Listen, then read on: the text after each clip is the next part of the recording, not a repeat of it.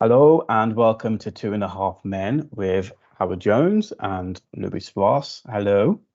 Hello. We are without Lewis today. He is busy. So what we're doing is just doing a two-man show, running through a few things, football related, agenda. We have the Premier League and our teams and how they went this week, because it was a good week of football, good weekend of football. And it ended today with Tottenham winning as well.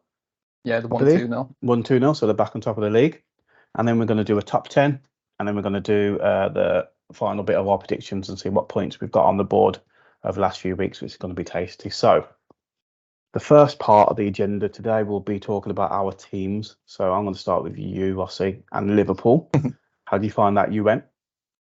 I think we're doing all right. I think a lot of people, I don't know, maybe yourself and maybe Lewis, you probably didn't see us as title contenders this season because the reshaping midfield and was Salah going to go or was going to stay? Who's our starting striker? Our team's not fully properly set, but obviously you can't deny the quality we've got without knowing your full starting 11. So I think we're doing all right. I think obviously we lost our first game against Spurs and we had a bit of bad luck with that game, but yeah, I think we're up there, and I expected us to be contending with City and Arsenal. I always thought the top three would be them three, and then I've said before the fourth and fifth place will always be up for grabs. But yeah, I think we're not comfortable because there's been a lot of games where we concede first and we have to come back to win the games. But I mean, you just look at the games like Newcastle, 10 men, 1 goal down, and then we come back. I mean, you've got to have mentality to do that, and I think that's one thing we have got on our side. Yeah, that was a class game actually. I always forget about that. It showed old school Liverpool grit. Just never seemed to just let it go. You just always won about it, and you didn't seem like you had 10 men as well, and that's happened a couple of times now. You just look really good with less men. It's really weird. Yeah, I think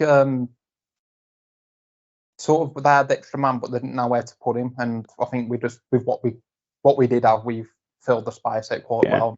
If we made it hard for them to attack us, like. And it's, to be fair, that against that game against Newcastle, it's quite hard. I feel like they're the type of team. It's really hard to, because they put so much passion in their football.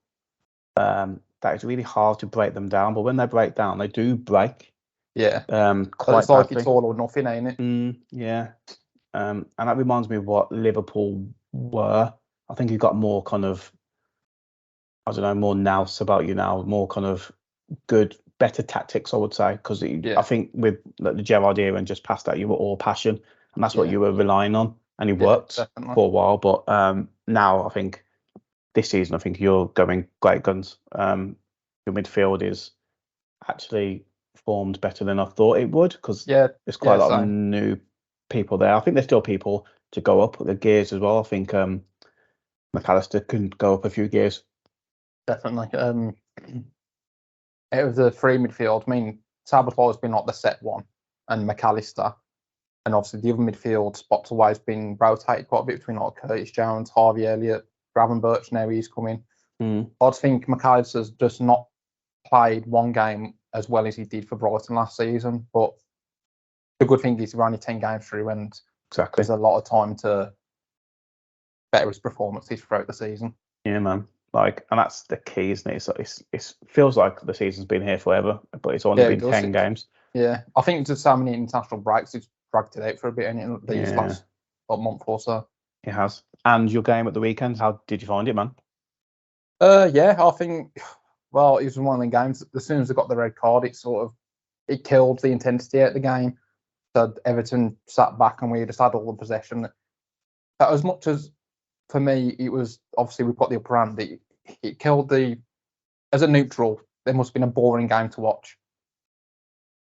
But I think afterwards it was. Because Lewis come round to watch the game, and I said to him, the only thing what can break this game here is we get a penalty or we score a free kick. And literally 2 minutes after I said that, we got a penalty. Yeah. So that's what we needed. Yeah, I heard Ali McCoist online talking about how he thought it was not unfair that Ashley Young got sent off because it was 2 yellow card tackles. Yeah. But he said the ref could have managed it in a better way. Yeah, I think it could have. I mean, because it being a rivalry, if you take it a bit easy, don't you, usually, but he was sort of straight in there, no messing around. And then he kind of shot himself in the foot because I think he obviously set the precedent to think that, he's not going to let things slide. But then he let Konate's issues slide. And just like, I've got to put my hands up. I think he should have been off as well. Yeah, only because of what he did. Especially to even it out. Yeah, but I know the ref's job is to make sure a football game goes ahead. The players make a decision if they want to get sent off or not. But essentially, a yellow card's a warning to be like, don't do a stupid thing again. But a lot of players don't really. Yeah, and he did. But it was. I don't think it would have changed the outcome personally. No. I think obviously the quality is there for us, and I think if Everton, if we did get a player sent off, I think it would happen the game even more, and we probably would have got more goals. You reckon? I think because Everton tightened up so much, they made it so difficult for us to break through. That's why it just come to the penalty to get our first goal. Yeah, the second was a counter attack, wasn't it? Yeah, like 97th minute, it was just to add to the win, I suppose. But yeah, end of the day, 3 points against your rivals. That's what you want. Yeah, that's exactly what you want. And who's your next game in the league? We're playing on Sunday at 2:00. Well, let's have a look. I can't remember the fixtures. Because we're playing Europa League Thursday, so it'll be 2. It's not on TV, but it's like 2:00 kick-off game on Sunday. Oh, Forest. You got Forest. Are we home or at home? You're home. Oh, the City derby on Sunday. I totally forgot, man. Manchester derby. Yeah, the Manchester derby, City derby. The Manchester derby. Yeah. Yeah. So you look at our game and you think we should be fairly comfortable, but I feel like we'll make that game difficult for ourselves. I'm finding it feels like it's harder to get points against the ones you expected to. The expectations there. I feel like you can't dominate games like you used to. No. There's been a few occasions where, like, obviously, Newcastle against Sheffield United, that was a domination. There's a few games that go that way, but look who it is. Look who's Wonder returns. Who's come to join the party, you've just joined in time because we've just been speaking about Liverpool, and we've still got a bit of an Arsenal. I'm going to go. Forget that. Who wrote that agenda? Oh, it was me. Quality. Sorry. Well, man. You can take. I got babies. You can take back the host duties because my palms are sweating. But we just started talking about Liverpool, and Rossi was going off on one, but he was saying how good the season's going on. I wasn't going off. No, I'm joking. But it's just I was just talking about the Everton game as well. So that was to be fair, I expected you to win that game. Yeah. It's always interesting with derbies, but I was, that is quite far apart. And I like there was a red card, but it wasn't really a scrappy game. There was just two times where there could have been a yellow card. There couldn't, like you said, look, the ref could have just let him get away with it a bit. But other than that, there weren't really much scrappy about it. And I said to Howard Lewis that you was here watching it, and we both basically said, now there's a red card, it killed the game, and there's a neutral, it's a boring game to watch. It was, yeah. But we've even 3 points against the rivals. Yeah. So that goal won't happen without the pen, would you? That's what you said. He said there's only going to be, if the pen doesn't happen, we're not going to score. Well, you have to say, Salah, man, he's just unflappable, isn't he? He kind of he does what he needs to do. But like we said as well, like, he didn't really have a good game, but he just got the goal Yeah, they got to the end of the game and they got like Super Salah, not whatever, man. Like he's an average game. Yeah, but that's what the best players do, don't they? They can have a bad game, but then still get the goals. Yeah. They do. It was a game you should have won, but it was like fair play to Everton. They defended well. You got to they give did. it to them. They Yeah. made Liverpool just look like they've run out of ideas, and that. But the penalty was dumb. Honestly, I know Arsenal's was bad, and we'll get into them. But this penalty is probably the dumbest penalty ever. His arms like this. He's like this. Yeah. Look, And it's there for he put his arm out before the ball got kicked. Yeah. Was that Keane? Yeah, I think it was, weren't it? I think again I was listening to TalkSport and he was saying how and the part of it made sense, but he was saying how that because of what he was trying to do to get the ball, that was a natural position. Now I completely disagree because Natural. no one Is that does that. natural? Exactly. I was like, Sorry. that doesn't make any sense. But I do understand what he means about he just was moaning more about the term or the phrase unnatural because people do whatever they think is natural to them when they jump. So there was maybe here, but now you're getting people needing to do an unnatural position to defend, which is hands behind the back. Like that's not a natural way to jump or to move when you're in the box, is it? So it's awkward. Yeah, it's awkward. Yeah. So it's Actually, interesting. That Bassey did it for Fulham. He slid down to block a cross, and he had his arms like in his body here, and he actually handballed it. But because it was in his body, they obviously didn't give it. But that's not a natural position. Who slides down like that? Yeah. I said about the Keane one. Yeah, honestly, it was that blatant. If you said to me, and I'm not accusing him of it, if there was a betting scandal and you said that he was trying to give away a penalty, I would have believed it because it was just he was there for ages. Yeah, he was all there. It was like, crazy. Hit me, yeah. It just felt like that. There was a couple actually, wasn't there, this weekend where people left their hands out? Was it? That's was it in the Arsenal game? One. Yeah. That was weird. So they were talking about it at half time with the Saliba one because there was all saying it was a natural jump, and I believe it was a natural jump. But instead of jumping up and going like that, he jumped like that. Yeah. it was just a really weird. It's a penalty. I do agree. It didn't look like it at first sight, but then when I seen it was a penalty. Yeah. But it's just that's how you just naturally went up for it. I don't know if you just jumped weird. It's just an annoying one, ain't it? It's frustrating. Yeah. But like I said to Lewis, I said if that was your way around, you'd be screaming for that to be a penalty. He was right. Penalties, the shot's going wide as well. The shot's going well wide. I think you've got to look at that sometimes. It's lucky. That's what I mean. Like unless someone is in the a penalty box aiming for hands because they think it's going to fly out behind them, then they, you know what I mean. But it's just lucky. So it's unfair. It is unfair. A lot of Suarez against Ghana. Yeah. Suarez, man, was a deliberate one where he just put it into the goal. Literally saved it like a goalkeeper. Yeah. And I love the. Do you remember? Penalty, didn't they? Who was it when Newcastle defender who was awful? Taylor. Yeah, he got slapped and he went down on his stomach like an absolute idiot. That was class. Like he wasn't on TV, man. I was like, what are you doing? He was a waste of space. Do you remember that one with Cristiano Ronaldo, Man United? Literally, the ball just comes out and he just catches it. Like, middle of the pitch. He gets sent off as well, didn't he? But I never knew why he did it. It was literally middle of the pitch. What are you doing? Maybe he thought the play had been stopped or something. I don't know what he did, and he just got sent off, and I was like, "That's mad." That is. I still can't remember the reason why he did it. I think quite a lot of people try and make the wrong rules, don't they? They try and stop the game, just blame it on, I didn't know, or I thought I heard this or whatever. But it depends on the refs really. If they want to punish who they punish, because some people get away with it. So it's when they get fouled and they grab the ball. It's when they foul and they grab the ball. That annoys me. Pull the ball into them. Honestly, people still do. It's a natural reaction, isn't it? When a person gets fouled or they think they got fouled, so they fall over and they grab the ball. I'll be like, honestly, I wouldn't. If I was a ref, I'll be annoying so many people. I'll be like, well.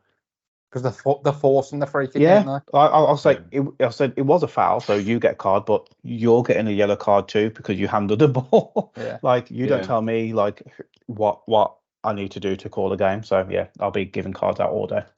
It'd be funny. Anyway, your host back now, so you can talk about Arsenal or no. talk about Villa. I'm gonna make this joke, and I know you can't edit it because it's a great joke. But it seems I come last. You can come first. Oh, so wow. You can talk about Villa. Well, we still haven't talked about Arsenal, but yeah, I'll talk about Villa. No, you talk about Villa, mate. So far, this season has been above my expectations, and that's a very good thing. makes me a bit sceptical of like what's going to happen later on in the season, because if you start off well and there's a dip, then you automatically will feel like, oh, it was a missed opportunity. But touch wood, it's going well. I really like the way we're playing at the moment.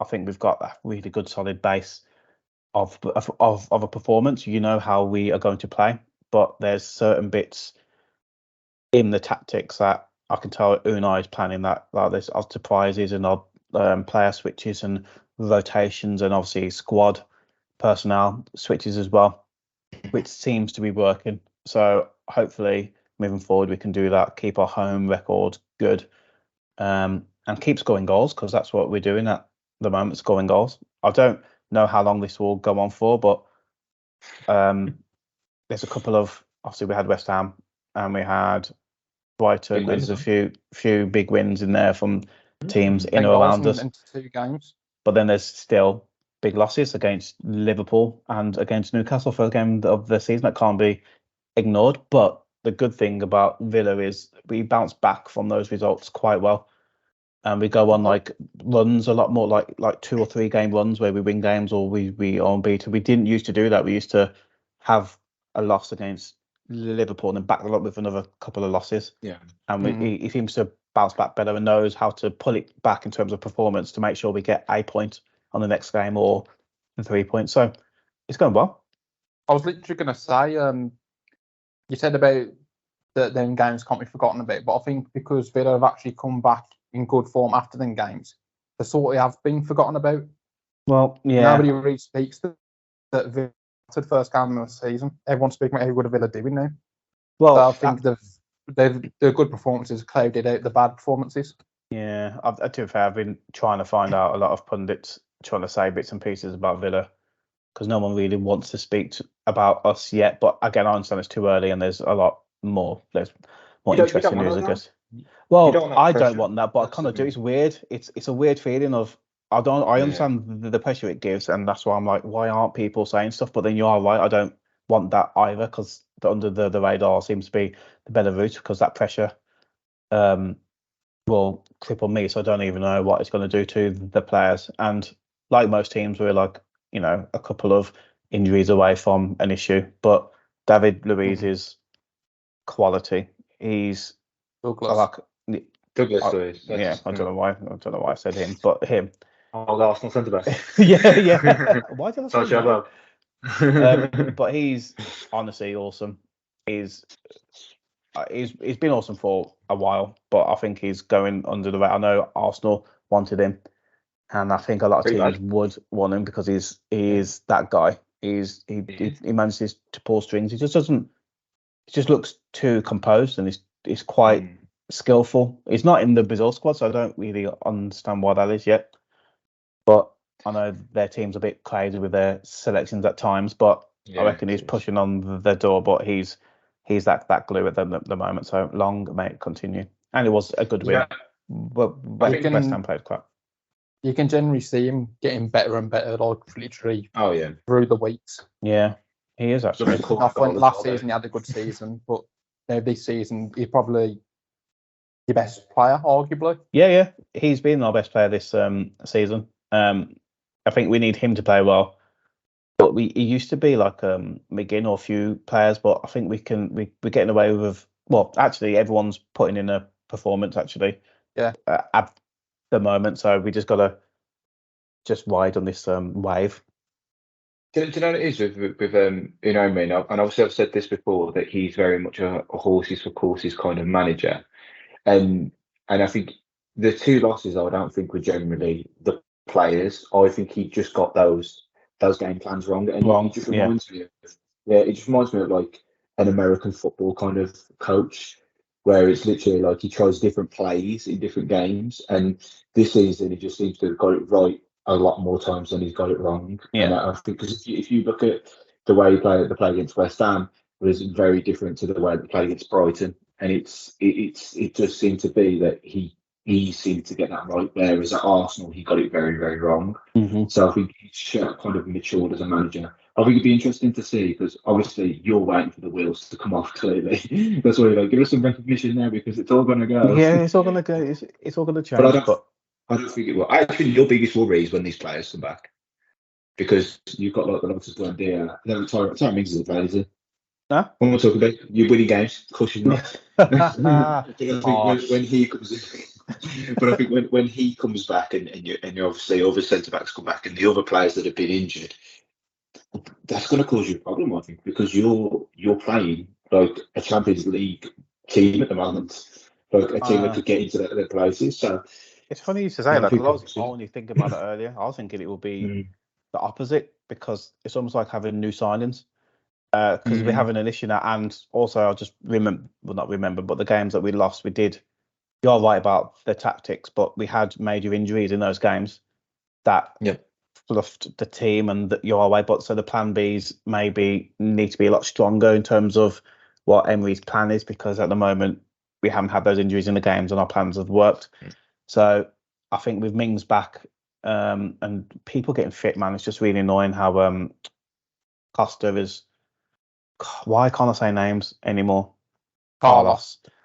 Carlos, I've been looking at this list. I've got a list of players in front of me for the next bit, and I keep looking at them. But anyway, I think he's getting like a phased return back. So there's no trust for him to play a couple of games in a row, unless we're saving him for Europe as well. So I don't really know. And Rossi did say earlier about our defence are the only ones that seem to be changing a lot more than who we're playing up front. So I do agree with that. So that's why I think having a bit of stability and having maybe Mings not come back, because he won't come back until the season's pretty much decided. I would have thought him and Brendillo are out for maybe coming back in April, May, but it's gone then, isn't it? So I think it will be a blessing.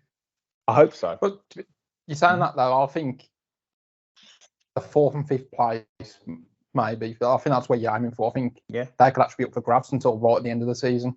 Yeah.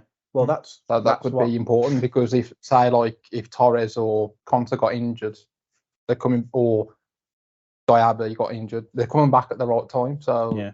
Well, we've got a bit of money and we've got a bit of clout, so we need to try and get to a position where we are quite good, and we will no doubt buy in January, because we have to, because we had long term. You could get a signing or two and maybe like a couple of loans just to tie you over in them positions where the players are injured. Especially if you go far in Europe, because obviously you'll need a bit more depth. But as I said to you, I just want to make sure if we play you again, Rossi, and then obviously play Arsenal and Tottenham's and Man U's and stuff, that we actually put in a performance, because the last few have been good actually, because I need to count Brighton as part of that as well. And West Ham for where they are. We've played well against them, so I just want that level against and just a few results to go our way. Yep, definitely. Well, good. And Arsenal. It's weird, man. I feel a bit indifferent about them at the moment, because even though we're unbeaten this season, I don't really feel like we've had a match like last season where we just battered teams. There's only one game I've seen that, which was in the Champions League in the first game when you won 4-0. Yeah, the Bournemouth one, but I suppose like it still had issues in the game. We kind of like I still had some problems with it. The Champions League one was probably the most convincing, but then we just seem to have problems on the pitch. It just seems to just not be flowing that much. Like we have stages where we dominate completely, but then we just seem to just fall off. Really like mad as well, like the Chelsea game. But that's probably the worst performance I've seen us do. And yeah, we were resilient to come back, but then I can't be then taking the mick out of Man United when they do it, and then praising Arsenal for when they do it. So it's quite strange at the moment, because I just think they should be doing better, and it seems like that Granit Xhaka seems to be the missing piece. It seems to be that he was the one that was connecting the defence to the midfield to the attack, because Rice is doing great. Rice seems to be in good form. Odegaard seems to be a little bit non-existent, and I think it's because that third player in the midfield isn't causing any danger. So whether it's Fabio Vieira, whether it's I don't know what's Havertz, or whether it's Jorginho, they're not causing enough danger for another player to then pull away from them. So then you could double up on Odegaard, you could double up on Saka, you could double up on Martinelli because they're not threats on the pitch. And I feel like that's the only thing that I'm seeing that we don't seem to have the space that we used to have before. Odegaard used to pick up the ball and he used to have tons of space. He doesn't seem to have it anymore. So I'm thinking that maybe that's the only thing that I can think of that is the problem at the moment. But at the same time, we're still winning games and we're not losing. So yeah, it's a strange. I think one, what but you're saying is basically like you say, you're unbeaten, but your performance was better last season than this season 100%. so far. Yeah. And I'm going to ask you a question. What your opinion is? Obviously, you're the Arsenal fan. Yeah. Do you think the whole goalkeeper situation could be having an effect on the other players just because everybody, not just Arsenal fans, everybody who is a football fan is questioning what's happening?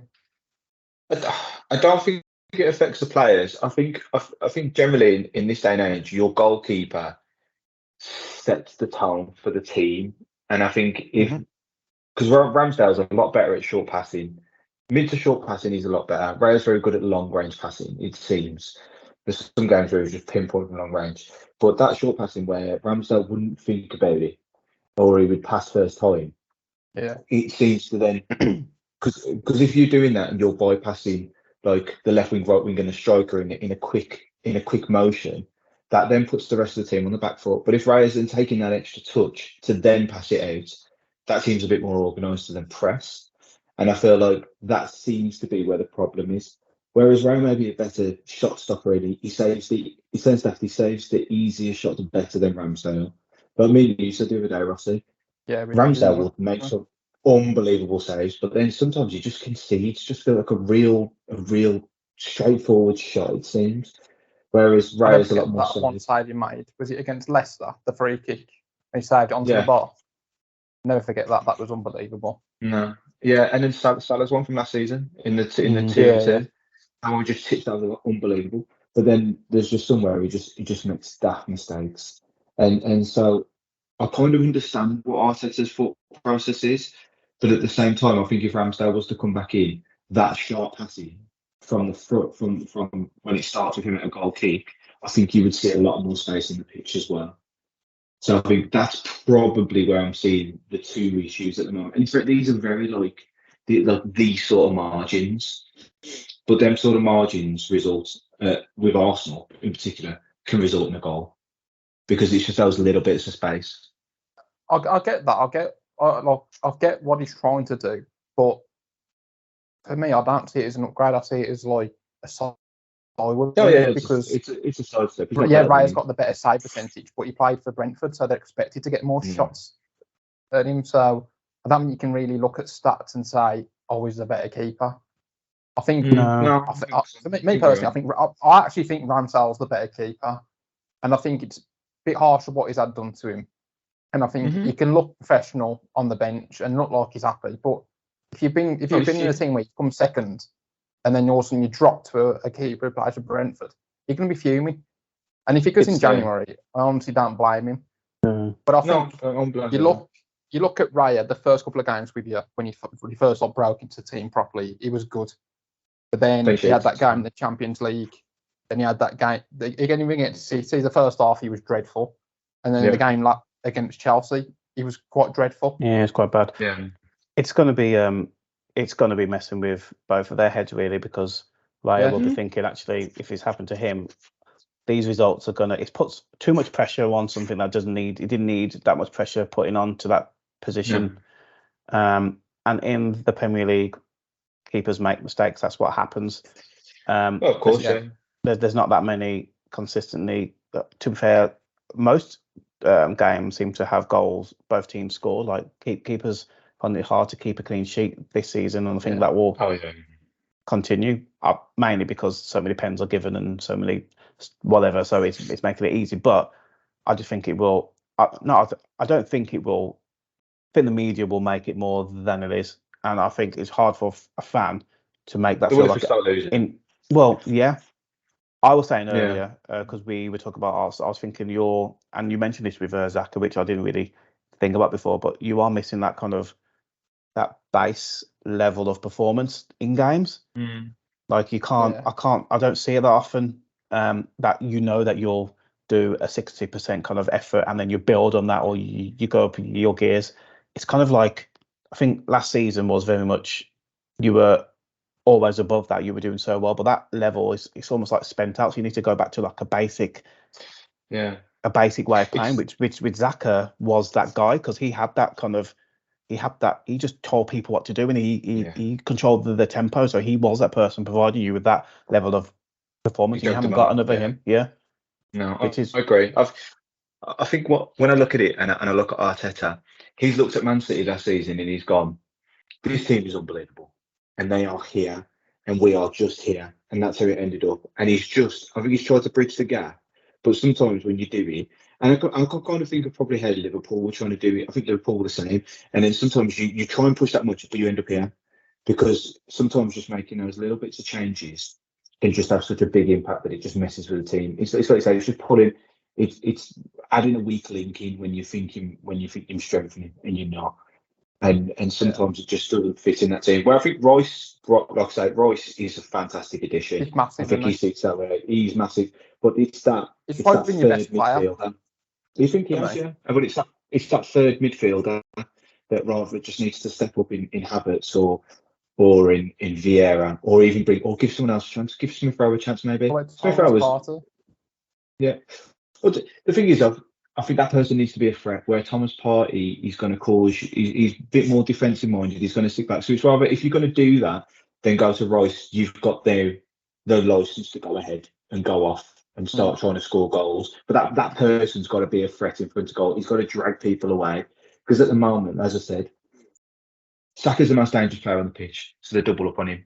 And even watching against Man City doubled up on him just to make sure he doesn't get the ball.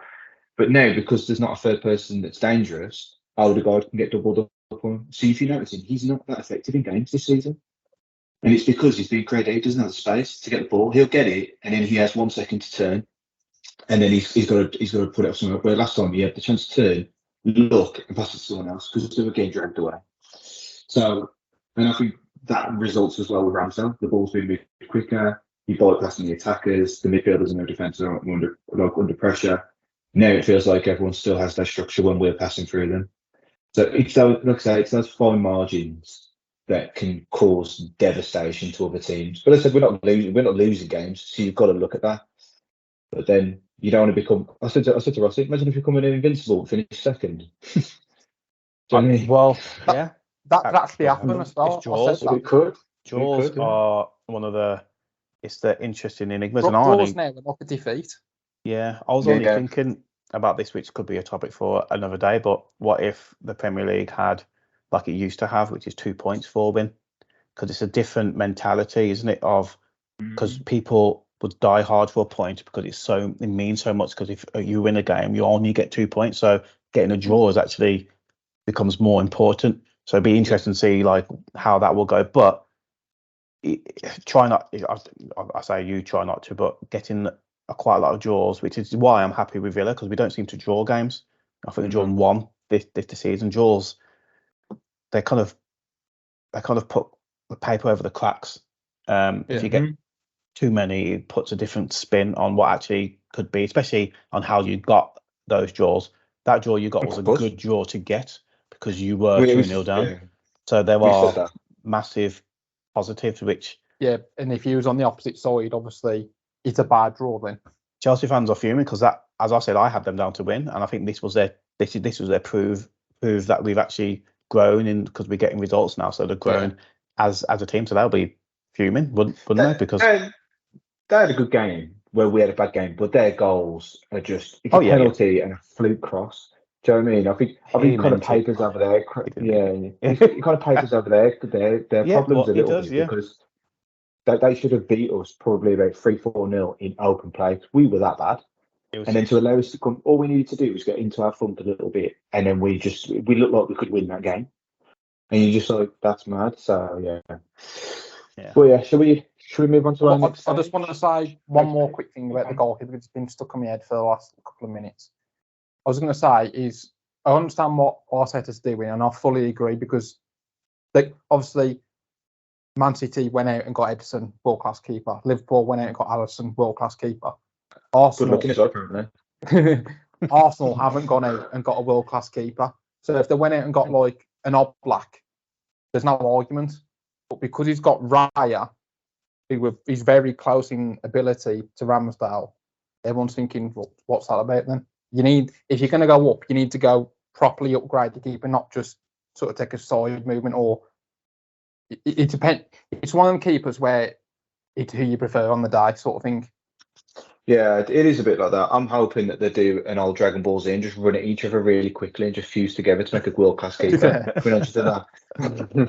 But it's kind of, I know what you mean. It's kind of like the expectation seemingly is that buying someone else similar will up the game of a keeper. But when do we ever get that a goalkeeper improves that much? I don't remember one improving that much in a short space of time.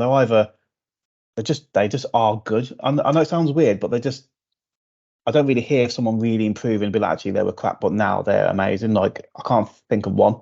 Don't know if. Yeah, I think with goalkeepers, if you're good, you're good. Yeah, exactly. So I don't know what the aim is by getting another similar player, unless he thought one was better, like, which is his opinion. Go out and get Oblak or go out and get the AC Milan goalkeeper, someone who's standing out to be one of the best keepers in the world, not a good goalkeeper. Because obviously he's not going to make the difference, is he? He's just going to probably keep you where you are.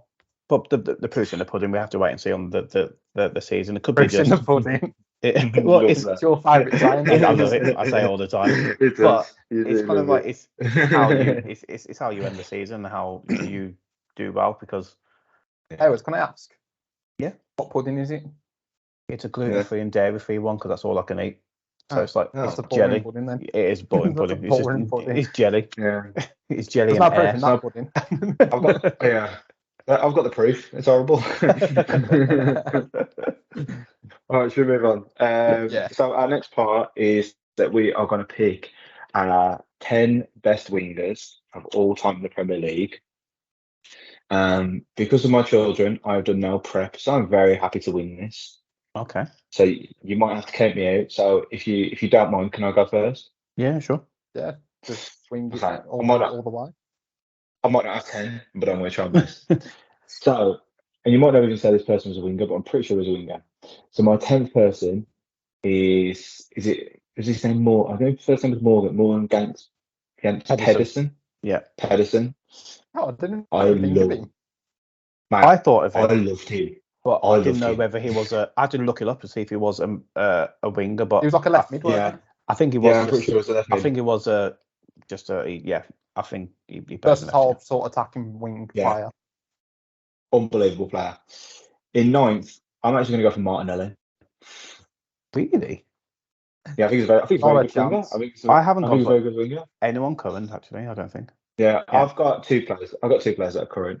Yeah. I've got 8th. Go on. 8th, I'm going to go for Damien Duff. Oh, wow! I loved him as well. Absolutely unreal. You think about Damien Duff back at Chelsea? He was yeah. No, I'm not saying that. It's just that before him, I would have thought you would have picked because him and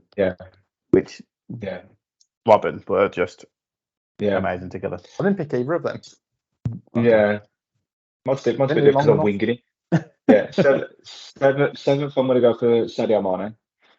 Nice, yeah, I understand. Yeah. 6th, I thought you were saying nothing about him because he played for Liverpool. Ratman. Nah, do you know what it was? I remember him when it was his Southampton goal for me that made me hate him the most. It was a goal that he scored from Southampton against Arsenal, and I don't think he got a hat trick against us, but he scored this unbelievable goal, kind of like almost slid, and he just put it top bins, and I was like, no, that was for Liverpool. Was that for Liverpool? Yeah, he just assured us, and I just thought this guy's just a flipping nightmare because he was just rapid, and he had this aggression about him. It's raw as anything. Yeah, it's like they just picked him up. We beat you 4-1 that game as well. Whatever, man.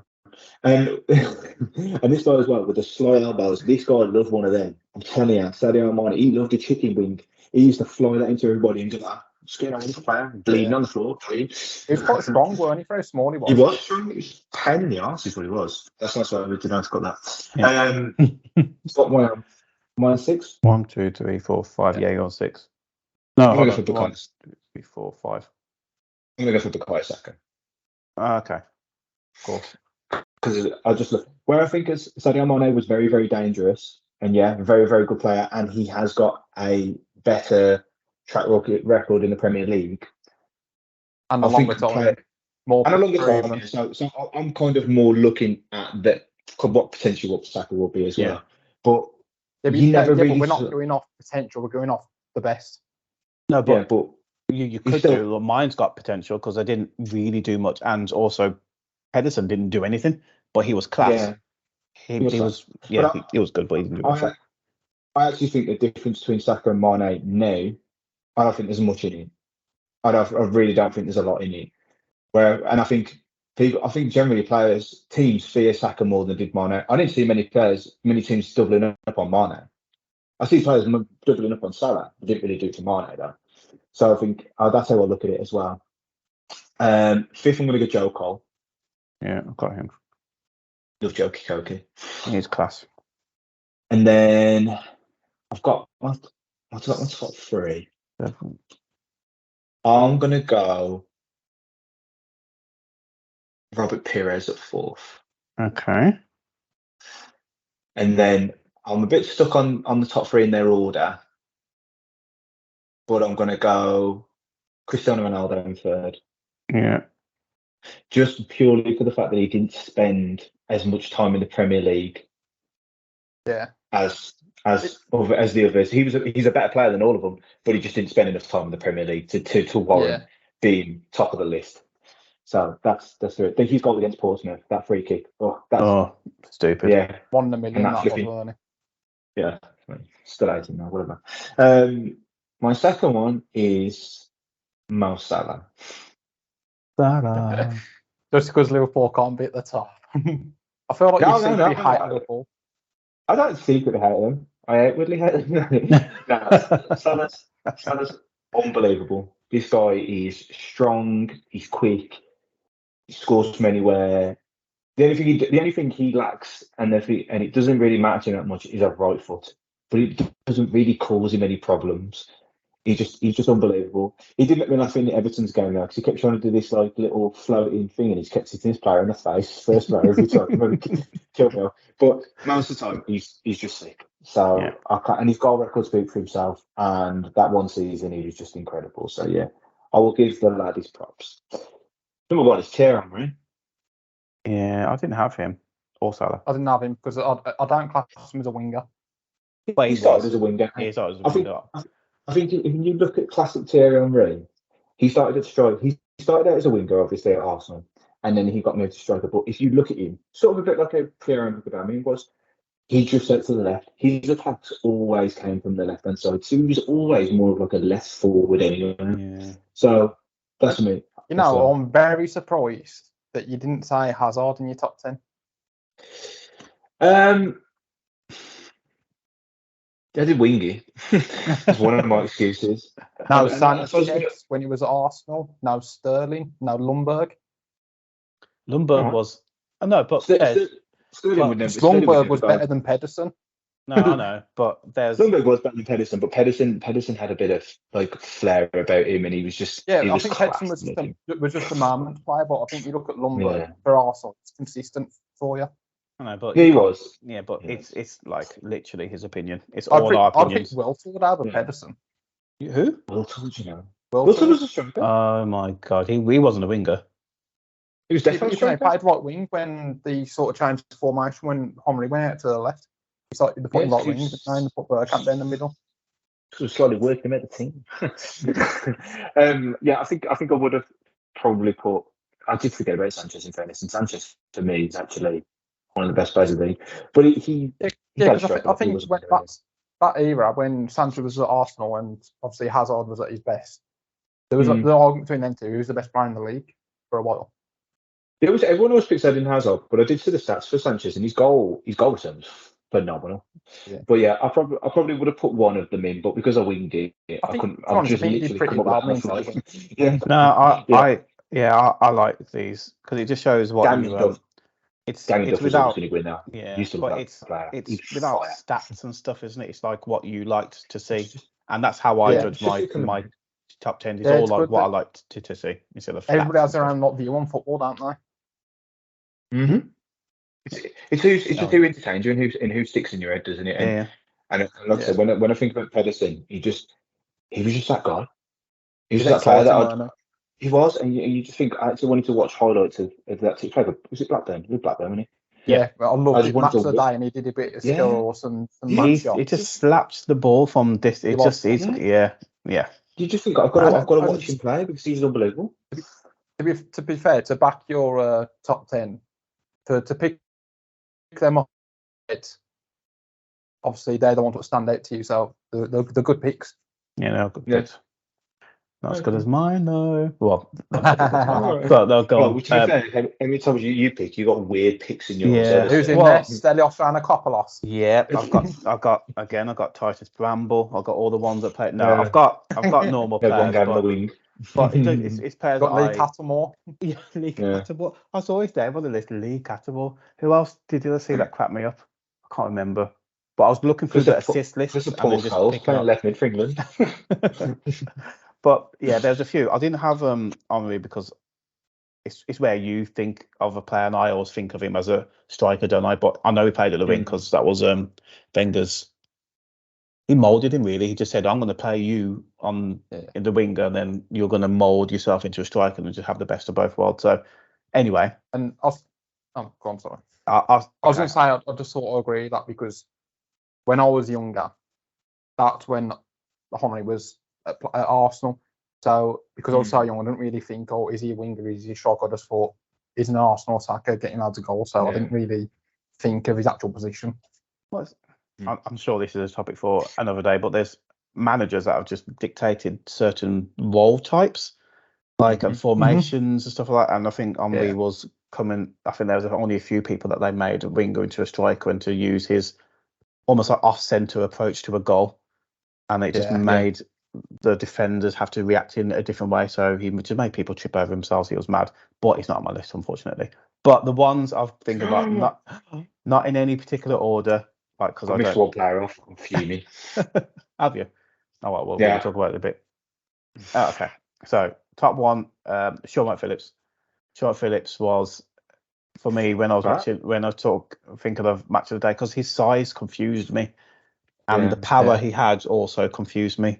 And some of the goals he scored were all awesome. It was actually so strong. What was he, like 5'5"? And he was so strong. Yeah, he was ridiculous, and he just. I know. Nothing wrong being 5'5". Wow, that's adding a few more to you. I'm not 5'5", so whatever. But there was a couple of people like Sean Phillips, and you had Lennon, who's not on my list, but those type of balanced players that just because they're so small. Anyway, so Sean Phillips. Then I got Theo. I was a massive fan of Theo, and I know he didn't fulfill, I feel, his potential because he was behind Henry, wasn't he? He was dubbed the next guy to be him, and he just couldn't live up to that, and he didn't because he's a different player. But what he did show in a few moments, I will always remember. I loved. So Walcott. Same with Bale. Bale wasn't another guy I saw him do. That's what I missed off. He did things, man, and it wasn't really skillful, was it? He just ran really fast at people. A lot of power. His technique. He's more like an athlete, weren't he? Yeah, he was just to be on a track. He was mad. So yeah, him. I got Bale, then I got Giggs. Giggs was Giggs. I mean, Giggs. Longevity in it. Yeah, and he also I don't, as a person, he's questionable, but on the pitch, he had those magic moments that were forced down your throat, especially when Manuel was up there. So all the goals, all the things that he did and stuff like that, and he did tear up people. He did tear up players. He just did. He was class, which leads me then on to Robin, because you had Duff, and I was thinking Duff and Robin was just again amazing. Then Joe Cole, and then Beckham. I've always been a fan of Beckham because of his assists. To David just, Beckham. I know, but it's Wingers in this league, I'm mad. it's like these are like old school wingers that just stayed on the Yeah. wing, and he was that guy that. It's one of the first times I realised he didn't have much pace, but he just used what he had, which is just literally just bending around them. It's just his technique and his dedication was policy. Then I got Cristiano Ronaldo, and then I got Hazard. Hazard. Every time I call him that, I have to call him that because I think of Hazard anyway. But yeah, Hazard. I've got him. He's again, he didn't fulfill his potential, which is mad because he reached quite a high place in world football, really. But as people have said, he should have won Ballon d'Or. Really, he should have, and he just didn't look like he cared, and that's fair enough. But he was class. And then the last one I had was actually surprisingly Pires, only because I liked the way that he ran. Like he had an unorthodox kind of style. He did, yeah. And obviously he came to Villa as well, which he was crippled throughout the whole thing. But I liked the fact that he was there. That is true. He runs a bit like Diaz. I always think when I think about it, Pires, like Diaz runs a bit like Pires. He's got a fused neck, and it just can't move. Weird one, but it's It's really good. it's unique. So those are my 10. No, you got to fix it, boy. Classic Rossi. Honestly, this guy in life has audio issues, honestly. I feel like I go around the team, he's got static. Oh, I was going to say, I've been playing new FIFA. I'm liking it. Yeah. Yeah. Just staying in. Yeah. Well, I'll Keep just it in. fast forward it as I usually do, but I do like it. I'm playing as I play seasons. I can't be bothered with the ultimate team, so I'll be playing as Villa. Hello. Because their team's actually all right. Hey. Classic. Classic. Ready? Hello. Yeah, hello. Hello. It's your turn. Well, We're just going to roll with it, yeah. Right then. 10th, I've gone for Giggs. Okay. I think longevity and sort of like what you said is when they was winning everything, he was a key part of that team. Mm-hmm. He was. 9th, I've gone Pires. Okay. I think he was a quality player, but I just think there's just other players where I just think are a little bit better. But I think obviously he's part of that Arsenal invincible team, and you've got to give him credit. I have to say, there's a lot of Arsenal wingers that were good. I was looking through the list and I was like, there's quite a few Arsenal wingers that were class. There is. There's loads of them. My next, in 8th, I was surprised none of you said him. I think he doesn't get enough credit. And it's Mahrez. Yeah, I did. Yeah. I think because he's class. He was key part of City. Well, Leicester win the league. He was probably the main player. And then obviously with City, he's gone to win everything. Yeah. Yeah. Don't forget about him. 7th, I've gone for Beckham. I think he got too much spotlight out of football and didn't realise his actual quality in football.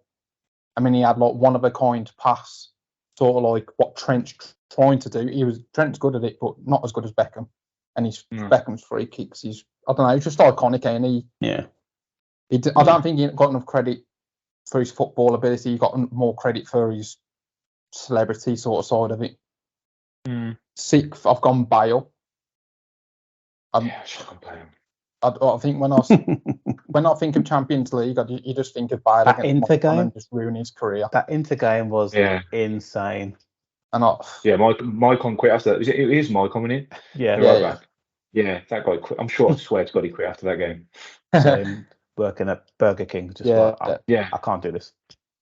Telling his kids, I used to play football. No, you don't. No, you didn't. No, you don't. Then obviously, Bale went on to Real Madrid and won everything. Yeah, probably not as good as what we all expected, but he still won everything. He was at one point. He was third for me. He was like Ronaldo, Messi, Bale. Yeah, and he was, and he dragged his country through things. Like he brought them into tournaments they haven't been in years. Yeah.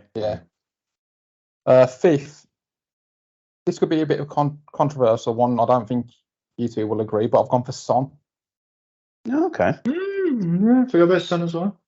I just think everyone obviously is going to say Kane's the best player to ever play for Spurs.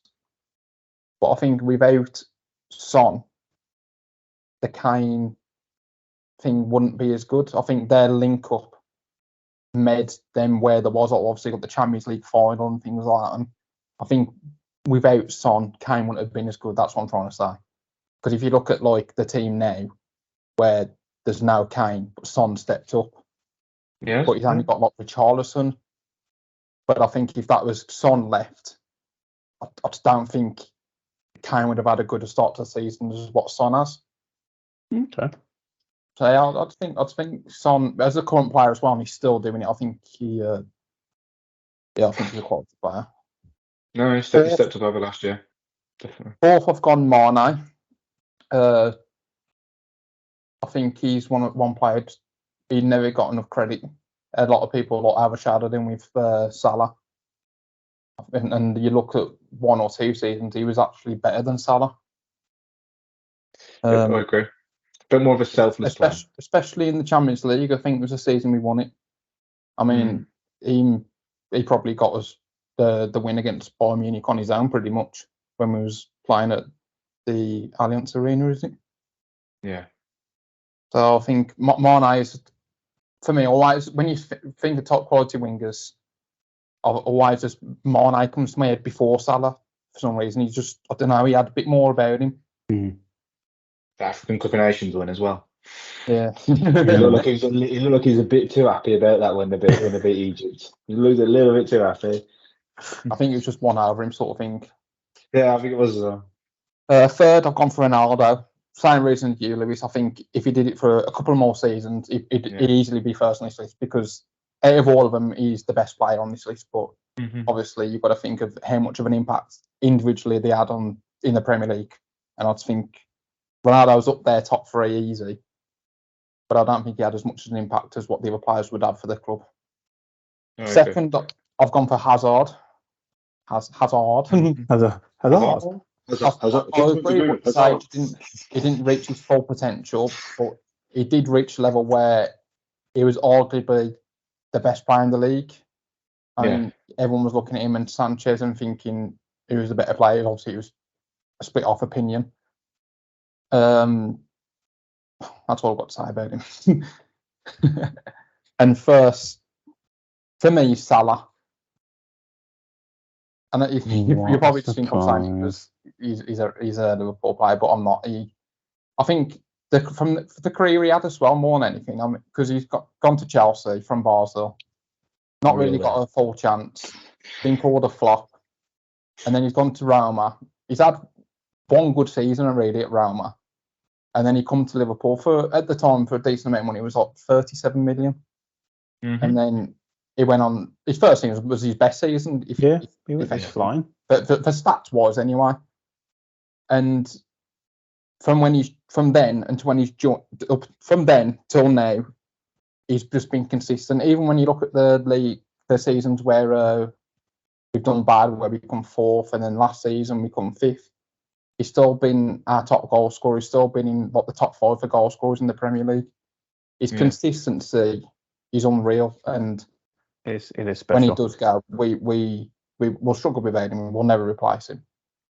And then I've got 3 honourable mentions. I've got Lundberg. Swanston around today, no flipping heck.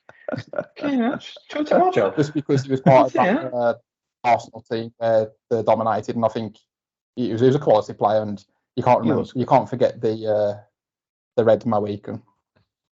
Yeah, it was fire. I've gone for Sterling as another honourable mention. I think he's fell off a little bit now. He's not as good as he used to be. But I think if the start of his, is it the 13-14 season at Liverpool, and obviously went on to City and just an amazing career at City. He's been quality. And still for England now, I think he's still one of our key players. And then another one, Sanchez, as I said earlier about Hazard, he was arguably the best player in the league at one point. Silky player, silky That's player. it. I've got one honourable mention. It's a Liverpool player. Harry Kewell. I used to love watching Harry Kewell play. I used to love watching him play. I used to think he was a fantastic player. He just I looks did like like he's a him, great player. but injuries got in the way. Yeah, but when he was on, he just looked phenomenal. I thought you were You know going to if say you've Ryan heard Babel. Ryan Babel. Oh my god. Uda. I haven't got any more honourable Actually, I mentions. actually thought you was going to say Craig Bellamy. I was going to say Victor Moses. Victor Moses, my god. The amount of hype that people give players and stuff is interesting it's interesting where we think about where players will be over the next few years, like especially Martinelli, for example, and stuff like that. It'd be interesting to see where they go on because everyone's still young. Like I can't believe Sterling's still 28. Doesn't Is he? Yeah, it Yeah, feels like he's been around for playing like for 2 donkeys. decades. It feels like he's been around forever. 28. That's arguably prime time. Prime time. And still got a couple of prime years to go. But You know what though? Proof's in the pudding in that one. I was thinking that one. Proof's in the pudding. We'll see. He's in the pudding. We will see. Should we move on? Predictions. We are our last section. So tell me about it. Forest done me over. I'm telling you, done me over this week. They are so I realised when looking back through the episodes that we haven't really done one since game week 7. So there's a couple of results that we need to add on. So we're on game week 9. This is game week 9 results, and game week 7 was the last. So I was on 15. You were on 13, Lewis, and Rossi was on 12. Yep. The game week 8 that I added up, we all pretty much did badly, but I got 4 results right, and you both got 3. So that put it on 19 for me, Lewis 16, and Rossi 15. But then this week we've had Rossi got. What did you get, Rossi? You got 6 results right. Really? Yeah, he got the Liverpool one, Brentford, Man City, Newcastle, Manchester United, and Tottenham. Well, you know what he won? I don't know. So, and then so that's 6. I got 5, and then you got 4. Oof. So, Oof. I am still in the lead with 24, but now Rossi's on 21, and you're on 20. No way. Yeah, but again, I can't remember what result shocked me the most. Well, I keep doing daft ones. I do. I keep going for wild ones. I go for Man City to draw to Brighton. I suppose there's a bit of hope, but it's close still. As well. Yeah. Fair though. Everyone, I think Howard's gone for the wild ones, and it's worked out for him. Yeah. I don't know what there's no logic in my head. I just kind of go for what I think will happen. What you feel at the time. Yeah, but I'm just trying to think of any results that were kind of weird, apart from the Chelsea Arsenal one, I guess. Yeah. And the Luton coming back, that was a bit mad, which scares me actually because we're playing them next. There's a result for them. Yeah, it was. So they're coming to Villa next. I'm hoping for another good performance, and it's that team you don't want to lower your guard for, I think, because they've shown that if you do that, then they've got something about them. Of course they do. Should we call this a podcast, boys? Yes, please. We've done very well. We've had problems tonight. We've had power cuts. We've got children. Yes. We've got mic issues as always, but we seem to have got through it. We seem to have done well. So who's Mike? Because we all said about Mike. He's always gone. He's always gone. So yeah, let's say goodbye from me, Mr. Jones. Bye bye, Mr. Ross. It's a goodbye from me. See you in a few days, guys. Bye bye. Bye bye.